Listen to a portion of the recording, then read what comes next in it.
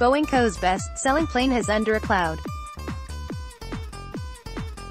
Regulators and airlines around the world are suspending operation of the Boeing 737 MAX as they await answers on what caused the fatal March 10 crash of an Ethiopian Airlines flight less than 5 months after the same type of plane flown by Lion Air plunged into waters off Indonesia. The plane continues to fly in the U.S., where the Federal Aviation Administration, often viewed as a global authority on air safety, said it sees no basis to order grounding the aircraft. Travelers elsewhere may be wondering whether the global action will impact their flights. 1. Will my flight be affected? Probably not. The percentage of 737 MAX jets in the global airline fleet is tiny at the moment. At the end of February, Boeing had delivered 376 to airlines and leasing companies around the world. The global airline fleet comprised 24,400 planes at the end of 2017, according to Boeing. Also, major operators including Southwest Airlines, American Airlines and Air Canada have not grounded their fleets. You can find a list of customers for all Boeing 737 models here. 2. What are airlines doing? They can operate a different type of aircraft, including earlier versions of the Boeing 737, if they have spares available. Airlines can also rebook passengers onto a different plane flying the same route. Globally, carriers have agreements that, if they are forced to cancel a flight for some reason, allow them to rebook their passengers onto another airline. 3. Have airports turned into no-go zones? While widespread chaos hasn't been reported, the longer planes remain grounded, the messier airports could get. The ban applies to some of the world's busiest, including London Heathrow, Beijing, Hong Kong and Singapore. 4. How do I know I'm about to step aboard a 737 MAX?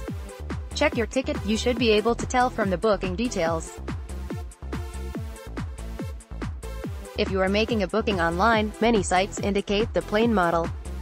If not, websites such as flightstats.com allow you to dig into details of flights at least a few days in advance, including the make and type. For those who want to change flights, most of the airlines permit you to so, but at a cost. Southwest Airlines, which is the world's biggest operator of the 737 MAX, already allows passengers to change flight bookings without penalty, only paying any fare difference. 5. How long might this go on? This will depend on what the investigators in Ethiopia find and what corrective action, if any, is ordered. The investigation into the October 29 Lion Air crash pointed to a malfunction of a software feature that repeatedly forced the plane into a nosedive. Investigators have already retrieved the Ethiopian Airlines flight data recorder and the cockpit voice recorder, and the world will be watching closely to see if they reveal any similar problem. 6. What's the FAA's view? The agency says it's too early to determine the cause of the latest crash, and that its extensive reviews on all available data haven't found any systemic performance issues.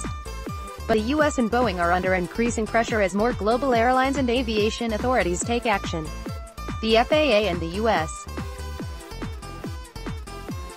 National Transportation Safety Board are observing the Ethiopian investigation, and FAA Acting Chief Daniel L. will promise immediate and appropriate action if any issues affecting airworthiness are identified.